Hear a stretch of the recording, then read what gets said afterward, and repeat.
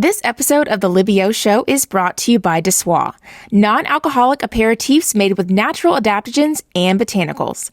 Visit drinkdesoi.com to receive 10% off your first order today. Hey friends, welcome to a brand new episode of The Libby Show. Today I am super thrilled to have one of my best friends. She is a songwriter, artist, producer, and interior designer, I feel like. Low-key. Yeah, we're in her A-frame. Not officially, but yeah.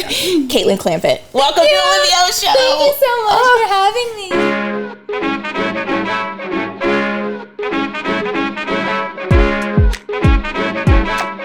How did she do it?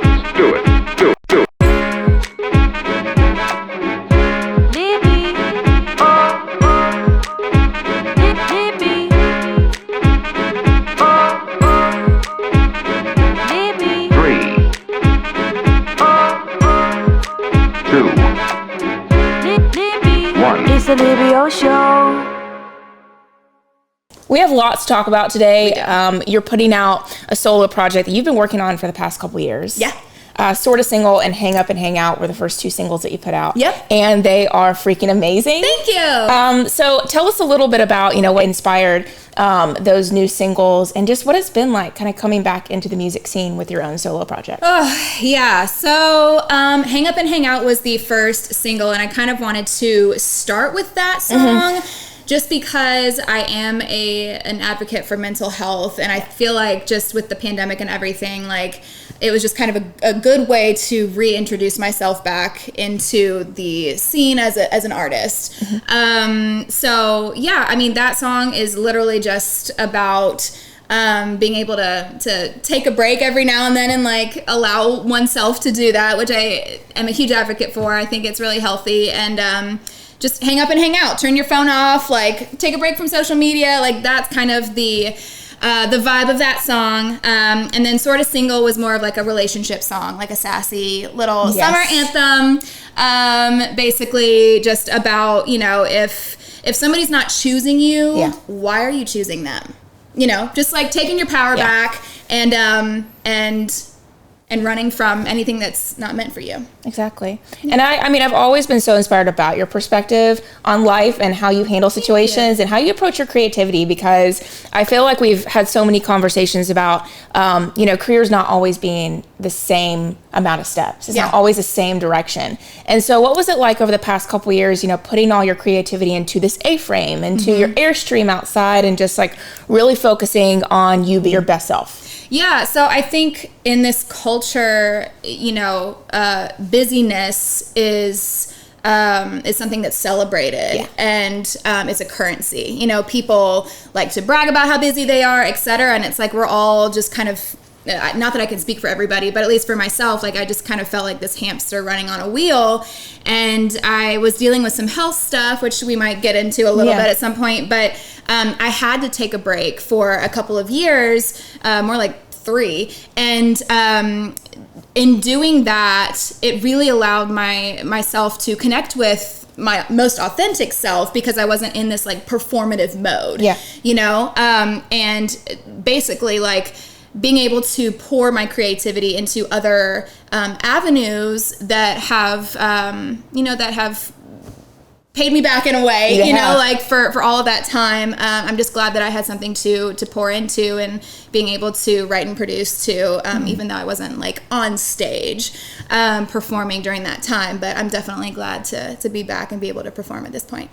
Exactly. And so what was it like having that experience as a producer? How do you feel like that fulfilled your creativity now? That's a great question. I think for me, it's easier to produce somebody else's projects, and then because I have a more objective viewpoint. But when it's your own songs, your own project, like I really have to try my darndest to like have the most objective viewpoint that I can, which is not entirely possible, but because you're so close to it.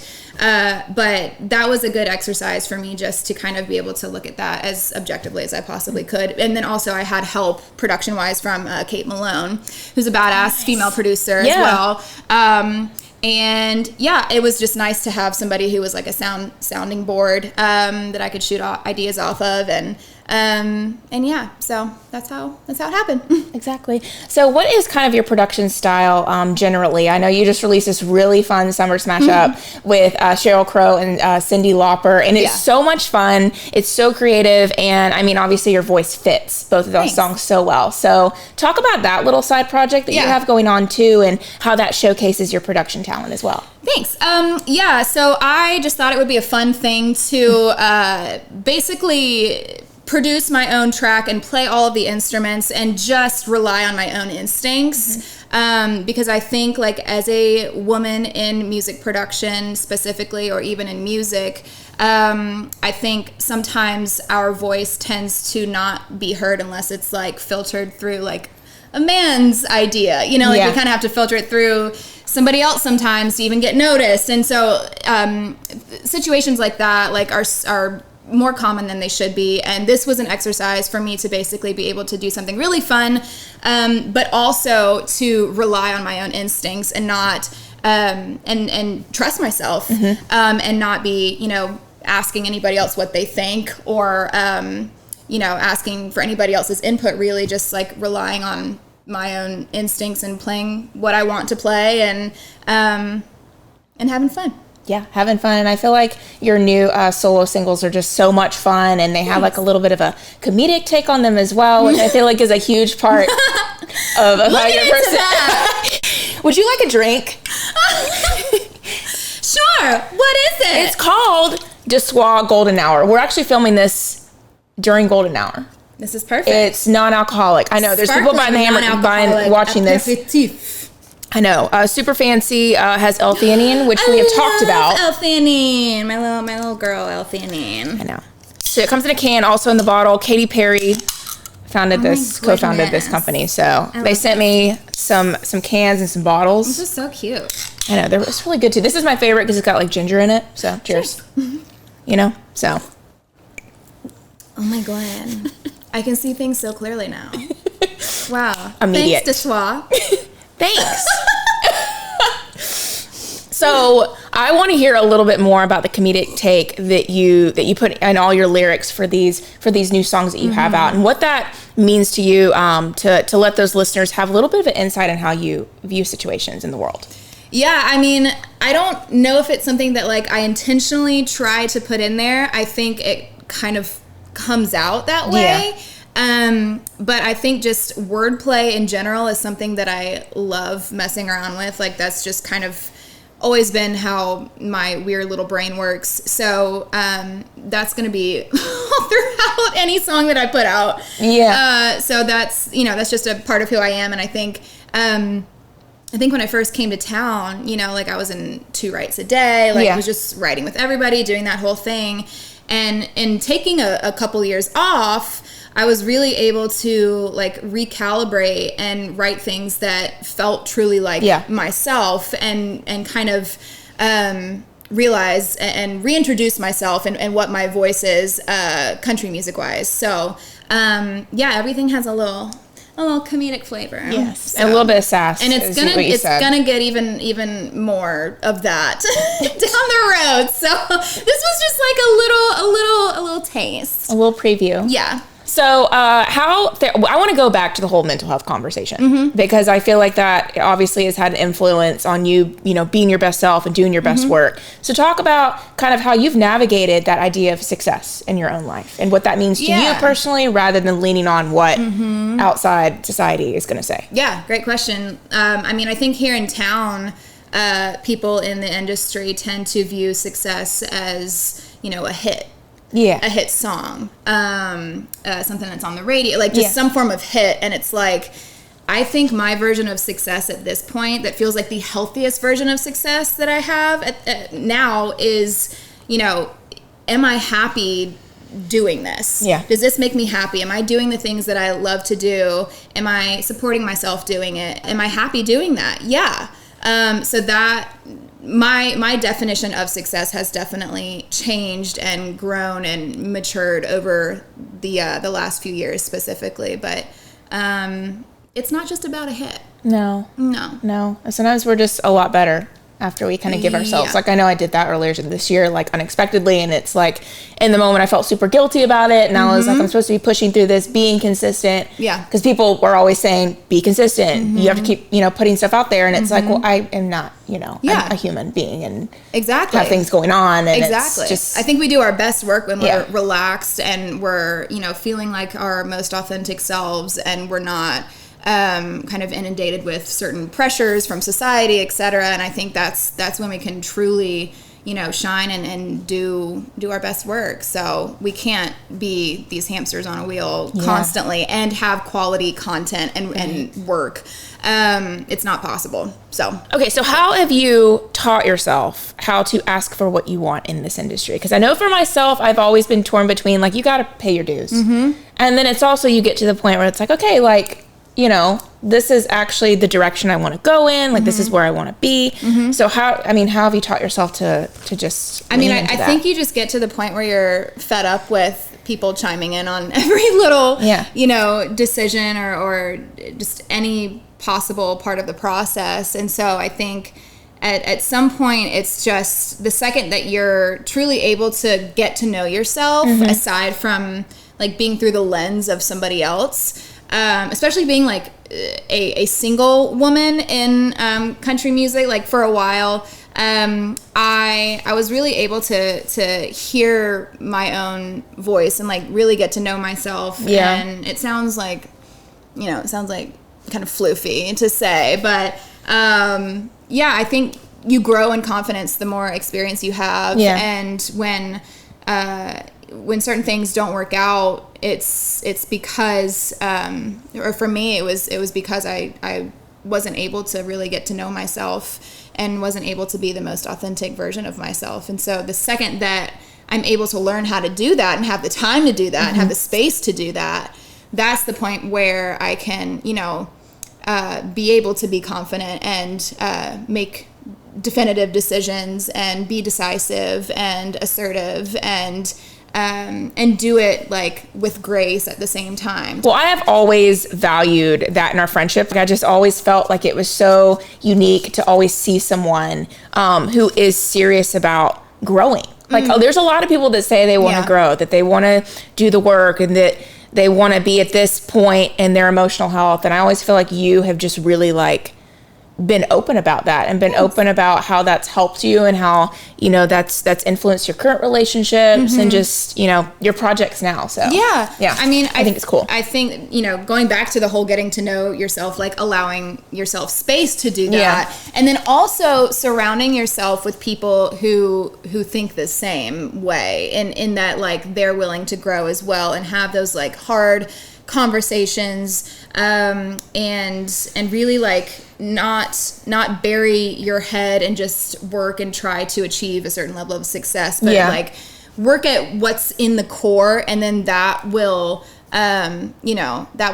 reveal itself in your creativity, your for me, music, etc. And I feel like before I was kind of more in this space of like just wanting to get hit songs. You know, like that's what I was told to do. Like, just get hits, blah, blah, blah. And it's like... What does that mean? Exactly. Like, it's a hit because it should be a hit because it connects with people and it could make the world a better place. It shouldn't be a hit just because, it's got the right couple of notes and it's, like lyrically vapid.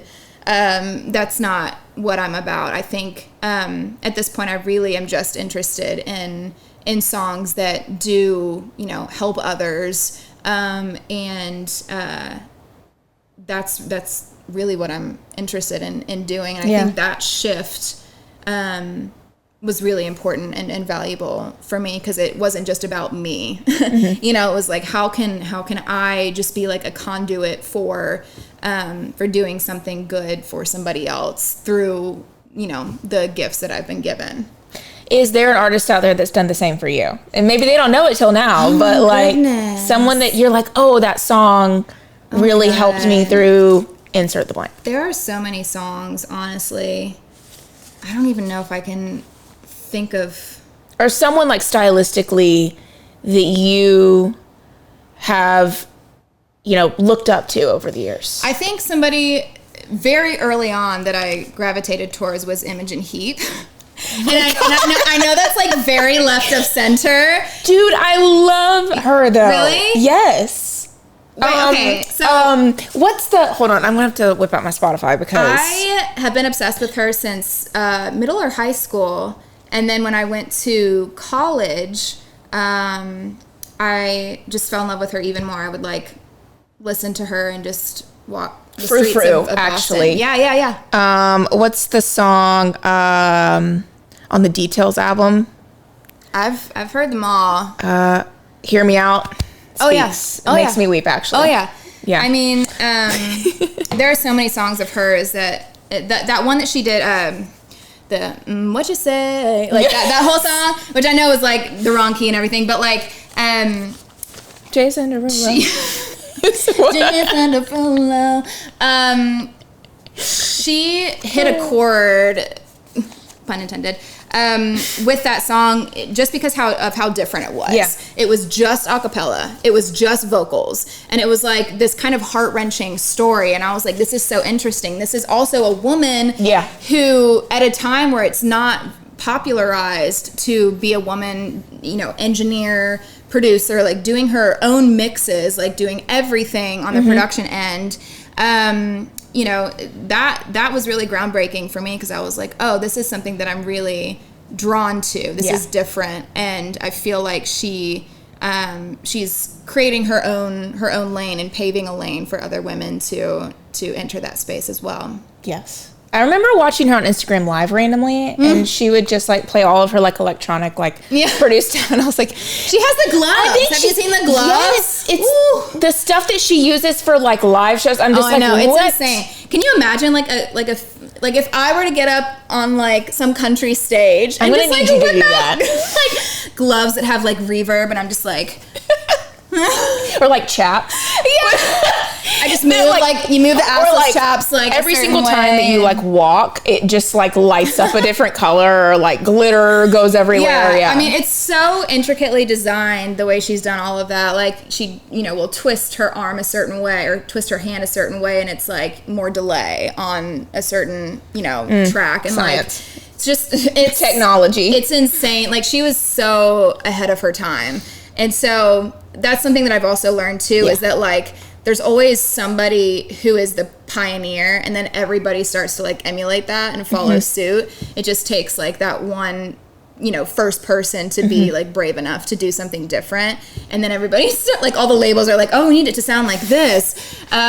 So yeah, I mean, I've never cared about like what should be on the what sounds like it should be on the radio, or things like that. It's like what can I pioneer here?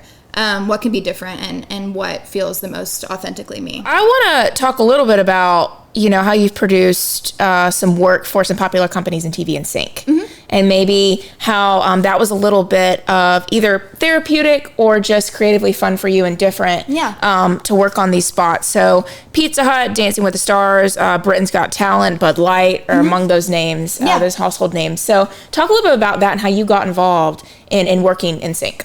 Yeah, so I think I was lucky on a few of those projects, and basically just was in the right room at the right time, and had people that spoke my name, and was chosen, and just tried to work as hard as I could to prove that I can do it, and I did. So like for the Bud Light thing, they didn't actually end up airing that commercial, which was like such a downer, because I was like, that would have been so freaking cool. But I still did it. Like I still got paid. I still did the whole thing. They blocked off Broadway and had these like monster trucks and like all these dancers that were like dancing to my song, and I was like, this is so cool. And then they just ended up not airing the commercial because I think like the lead actor got a DUI or something. Like there was some legality, and I was just like, of course, like on Broadway, of course. And of course, it was a DUI, but So, there are some NDAs that I've signed, so I can't say too much about certain things, but I just feel really appreciative of people who have the choice to say whatever name they want and they choose my name. So I'm really appreciative of friends or people in the industry that will say my name. Yeah. I mean, I would say your name. So literally be like, hey, I'm going to... Say my name, say my name.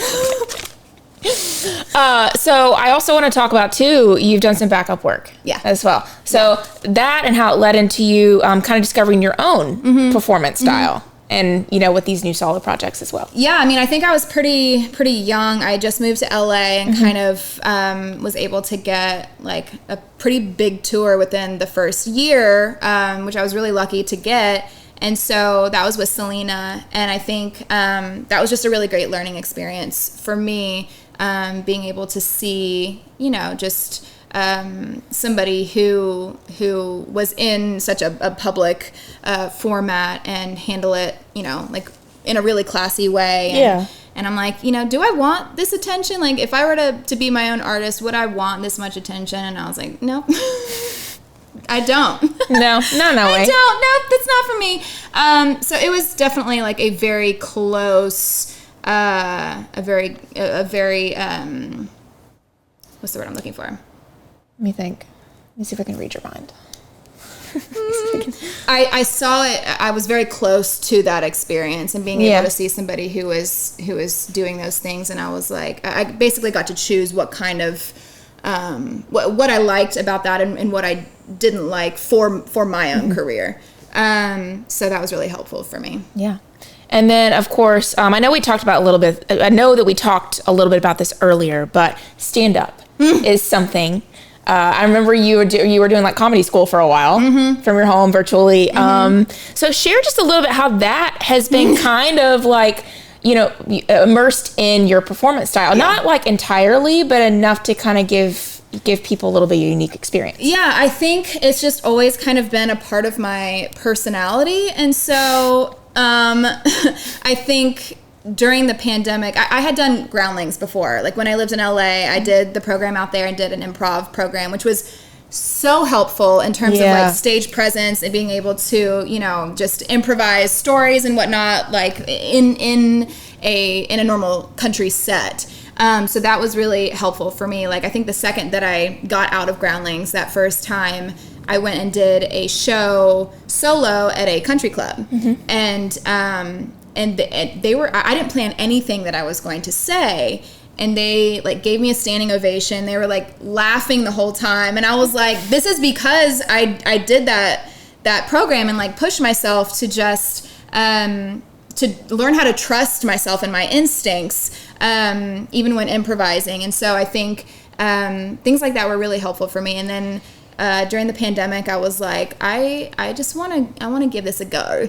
So, for no other reason than like just being able to hone that craft a bit and see how I can use it in my music career. So, I'm really glad that I did. It's basically allowed me to become a better storyteller, just kind of off the cuff. For anybody who's watching, they're like, I'm not sure about that. I think you're doing a great job. Like, she stuttered a few times. I don't know. She shouldn't have passed that class.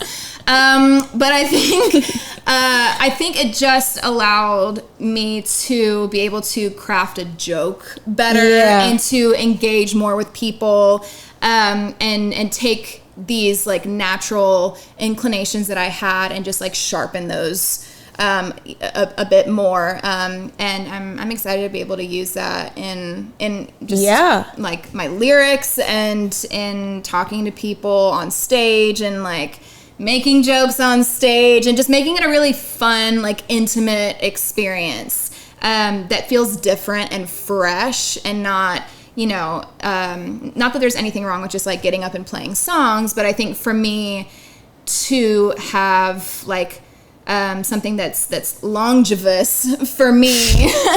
Like, wow, love that word. What's the definition? To have like longevity in my career for myself, to be able to sustain, you know, a career of being able to play the same songs every night, you know, things like that. Adding a little bit of stand-up storytelling, you know, some funny songs here and there, like just making people laugh. I feel like it's really important right now, and I feel like that's just something that's very me. like really knowing myself at this point in my life, and that's the way that I can communicate and be myself with an audience. So that's what I'm doing. Yeah, I feel like you're really quick. Like we'll just be hanging out and she'll just drop a pun out of nowhere.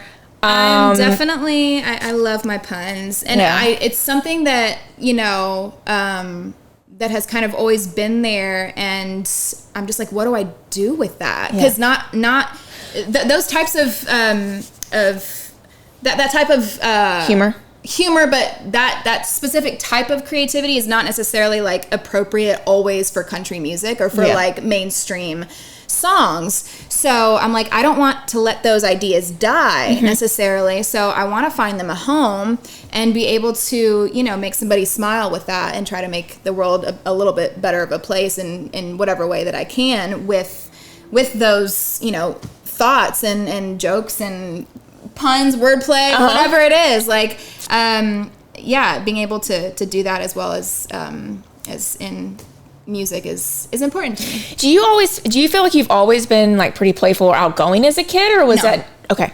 I've always been kind of curious because I've like seen kind of both sides of like she's reserved, but also she'll just throw out a zinger, and I'm like, that came from somewhere. So I would consider myself at this point an extroverted introvert. Yeah, I was very. It's bizarre to be a performer and be an introvert, because I grew up as an introvert, like loved my own space. I would kind of like hang out with a group of people and really need to have my own space after that, and like kind of rest and get my energy back, because that can sometimes feel like an energy suck to me. And so at this point, just like having performed so much and being able to be like more confident in myself, I am more extroverted than I've ever been, and that feels more natural to me. But do I love my alone time? Yeah. Like, I think that's part of the reason why I can get so exhausted by just constantly putting things out there. Exertion is a huge... I feel like that's the same thing for me. It's like the constant output gets me a little bit just like... But when I have my fun time, I'm having fun, I'm out there, I'm like engaged, I'm like, you know, charismatic, do whatever. Are you an extrovert, or do you feel like you're an people think I'm an extrovert all the time. And I actually, but I have to have my like, go home and watch Frasier for 4 hours. And, you know. I think the way to tell from what I've read is that if you are around other people and it energizes you, then you're an extrovert. If you're by yourself and that energizes you, it's like situational for me. Right. I think. You can have pieces of both if you are like an extroverted introvert, or vice versa. So yeah. You could be an introverted extrovert. I could be. I don't even know what that would look like. Like, what do they call it? Like there's like a name. It's like kind of like combining the words. I always forget what. An ambivert. Ambivert. Yeah, there we go. Like ambidextrous, which I'm not at all. So. Cannot. This. I am. That's why. You're just like, I know what that's like. I mean, I'm left-handed. I've been left-handed my entire life, but like other things. I mean, even playing the guitar, I play right-handed and will kick a ball with my right foot. Do you with your right foot too? You play the guitar with your right foot? I play the guitar with my right foot. I throw the soccer ball with my right arm, and can drink a cider at the same time. Yeah, exactly. That would be impressive. That would be. I'm waiting for that. I'm going to wait for that post. Yeah, that's not a terrible idea. You're hired. Thank you. You're hired. Yay, me. Yay. Success. So in your alone time, like when you're feeling introverted, what TV shows do you like to watch? Like, what is your... Okay, I was super into Queen's Gambit when it came out. And there are shows that I can admit that I'm into, that I have no problem admitting that I like. And then there are some shows that I might be a little apprehensive to admit that I like. Those tend to be... This is a safe space. To share. I think... was that like a laugh cry? It was a lie. It was a laugh cry. It was a lie, a calf. It was a calf. A craff. It was a craff. A laugh cry. Cute. It was both. Let's move forward. So I love reality dating shows. And it's so Love dumb. is Blind. It's... Is that?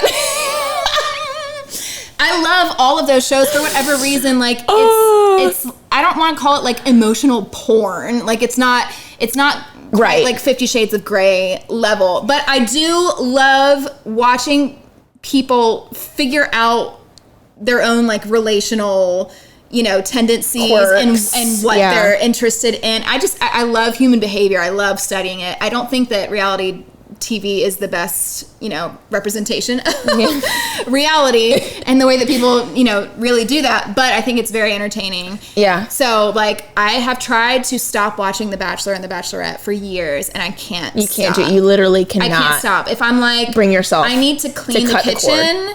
Guess what's going to be playing in the background? That show. Yeah. So it's I can't quit. Like, I need somebody to, like, I need a therapist who specializes in, like, reality dating show addiction. Yeah.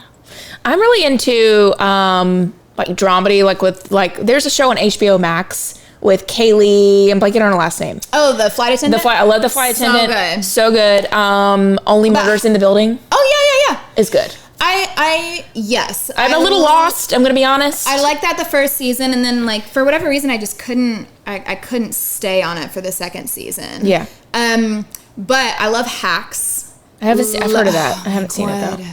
It is so good. It is it's really empowering, I feel like, because she plays like an older woman who has been in comedy for years, and she has this young little whippersnapper writer who has no idea what she's doing, who she hires by happenstance, and, like, it's just their chemistry is insane. The writing is super tight, super quick, and it's a really fun thing to watch. So yeah, I'm here for it. Now we have a list for everyone to watch. Yeah, exactly. So boys, listen up, because we've named a bunch of shows that you're going to have zero interest in watching. Queen's Gambit, I feel like a guy... It probably would watch like that, most, like, even if they're, like, holding up dead fish, they might still be interested in Queen's Gambit. You're talking about, like, on the apps? Yeah. The dead fish? Yeah. I have a lot of, like, I'm gonna be honest, I have a lot of, when I used to do dating apps, I have, like, screen recordings of just, like... No. Just a lot of just very... It's just, maybe it's like women too. I can't see it not being like that on the other side of just weird, like certain women things. holding up fish. Well, just like weird. No, like wow. Just things that's just like so common that shouldn't be happening. What if there's like a guy that's super turned on by like a woman holding up a fish? Like, I wonder what a guy's perspective would be of seeing like yeah, basic bitch types just holding up fishes in their dating profiles. Fishes. Yeah. I said fishes.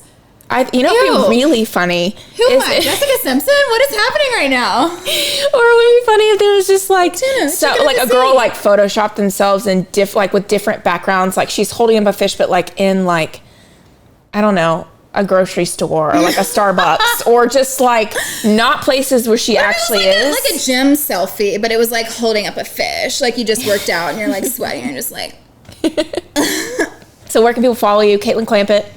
Katelyn Clampett. as Alexa likes to pronounce it, Katelyn Clampett. So you can find me on all the things: Instagram, Katelyn Clampett, Twitter, Katelyn. Why did I say Twitter? Like nobody really follows anybody on Twitter. It might come back, maybe. I don't know. There's gonna be like one person that's like Twitter. Yes. Just get like your most angry self and just go on there and just. Twitter is probably away. not like my platform. TikTok I'm on now, so people can find me on TikTok. Okay. It's all just my name. So if you can spell my name correctly, you will find it. We have a lower third to help you in case you need extra help. Yeah. So it's not the most common spelling of Clampett. I'm just kidding. Of Katelyn. You're like, how many ways are there to spell Clampett? How many? I know. It's like in my head. I was like, hold on 1 second. Let me really think about this. Is this a joke or is she like for real? Yeah, I could like sense that whole internal conflict happening. That I needed some help. Yeah. Yeah. And I was like, well, she might need to have a little bit of this, and maybe she'll get more clarity. I think it's got lemon balm, maca, green tea. Yeah, I have a link here too if you want to purchase through. I get push back. You know what I mean? Yeah. Gotta make that money. It's so tasty. Seriously, if anybody wants to try. I know. It's like, I feel like with non-alcoholic drinks, there's this whole, like, I don't even know if it's like a stigma is the right word, but this thing of, oh, it doesn't taste good, or it tastes like, I don't know, NyQuil or something. Because some of them do taste kind of weird. It's like, what's this like weird licorice taste that's aftertaste? Or at least I've Did you feel experienced that had licorice in No. it? There's a hair in my mouth. I feel like, oh, yeah. Oh, it's not even my hair. Oh, it's a dog. It's Daisy's. So that's fun. Yeah, it's got like kind of a ginger kombucha vibe is what I feel like that tastes like to me. Not the hair, but the drink. Okay, just wanted to clarify. clarify. Just clarify you're not freaks. There are no hairs in the actual beverage. That's just right now and right hair. Oh my God. Woo. All right, guys. Well, you've seen it. You've heard it all. Yeah. Katelyn Clampett, thank you for... What did I use Katelyn? What did you call me? Caitlin? I feel like somebody in high school called me Caitlin. They're like, Caitlyn I just Clampett. called you your full name and you're my friend. I'm just like, Katelyn Clampett, thank you so much. Oh my gosh, thank you, Libby Ulrich. I'm like, that's how you pronounce your last name, right? That is right. Okay. That is right. So, Yeah. Katelyn, thank you so much for being here. You're welcome, Libby. Libby O. Libby O. It's Libby O, actually. Libby O. That's actually... It's German. That's Julia Fox. What is it? Saying your last name. Libby, alright. What was it? Gems. Uncut Gems. Love it. Katelyn, thank you so much for having me. And good luck on everything. Thank you so much. I'm going to be around, obviously, to see it. I know. We're going to be... Hugs. We're going to be around. Go watch. We're going to hang out. Oh, I get to look at that camera now. LibbyOShow.com. Libby O Show everywhere. Check it out and go subscribe. It would really mean a lot. See you guys.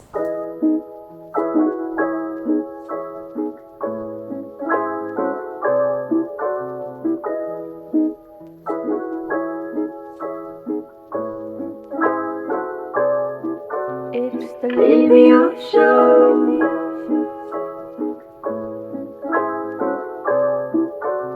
The Libby Show.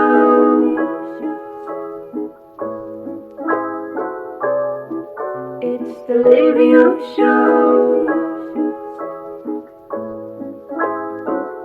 It's the Libby Show.